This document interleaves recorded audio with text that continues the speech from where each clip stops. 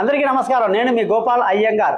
చాలా మంది జ్యోతిష్యం అనగానే పరిహారం చెప్తారండి. పరిహారం చెప్పగానే మిరాకిల్స్ అయిపోతాయి అని అంటారండి.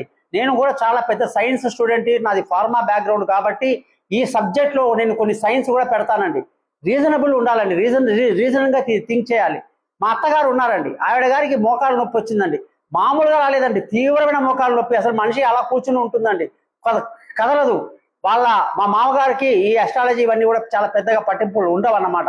ఆయన ప్రాక్టికల్గా బతుకుతాడు, ప్రాక్టికల్గానే బతికాడు. అత్తగారికి ఎప్పుడైతే మోకాళ్ళ నొప్పికి నేను అమ్మా మీది మకర లగ్నం, శని యొక్క ఉద్దేశం ఇలా ఉంది, పరిస్థితి ఇలా ఉంది, ఇంద్రనీలం రాయి పెడతాను, ఇది నువ్వు పెట్టుకో, నీకు ఈ నొప్పి నుంచి ఉపశమనం వస్తుంది అన్న. ఆయన అన్నాడు మా మామగారు, ఏమయ్యా రాళ్ళు పెడితే నొప్పులు పోతే ఇంకా బాగానే ఉంది కదా అని. కానీ అలా కాదండి, ఆ రాయి పెట్టుకుంది ఆవిడ. ఎంత గౌరవంగా అంటే బంగారంలో పెట్టుకుందండి ఆ నీలం రాయిని. పెట్టుకున్న తర్వాత మంత్రం కూడా చదివేదండి. అలా కొన్ని రోజులు అయ్యాయండి, 45-2 నెలలు అవ్వగానే ఆవిడకి ఎప్పుడూ లేనంత ధైర్యం కలిగిందండి. ఒక డాక్టర్ మాటలతో, మంచి జీనియస్ డాక్టర్ అయిన శ్రీనివాసరావు గారని ఆర్థోపెడిక్ సర్జన్, ఆవిడని కలవడం, ఆ నొప్పికి చెప్తూ, అమ్మా మీరు ఒక 3 గంటలు మీది కాదనుకోండి, మీరు తిరుపతి మెట్లు ఎక్కేట్టు చేస్తానని చాలా అద్భుతంగా మాట్లాడారు.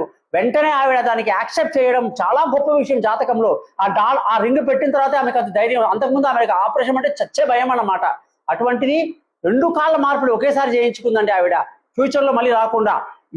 ఆవిడ తర్వాత ఎట్లా పరిగెత్తిందండి, ఎంత అద్భుతంగా ఆవిడ పనులు చేసుకుందండి. మరి చాలా మంది అంటారు మీరు రాయి పెడితే ఆమె అయిందా అని. కాదండి, అది పెట్టుకున్న తర్వాత ఆమెకు ఒక ఆలోచన వచ్చింది, ధైర్యం వచ్చింది, ముందుకెళ్ళింది, సక్సెస్ఫుల్ గా ఆ గ్రహం ఆవిడ చేత ఆ పని చేయించింది. ఇలా ఉంటాయండి మన రిజల్ట్స్ కూడా. కాబట్టి ఎక్కువ మూఢనమ్మకాలకు పోకుండా రీజనబుల్ గా ఆలోచించే విధానాన్ని మనం ఫాలో అవుతాం. నమస్కారం, మీ గోపాల.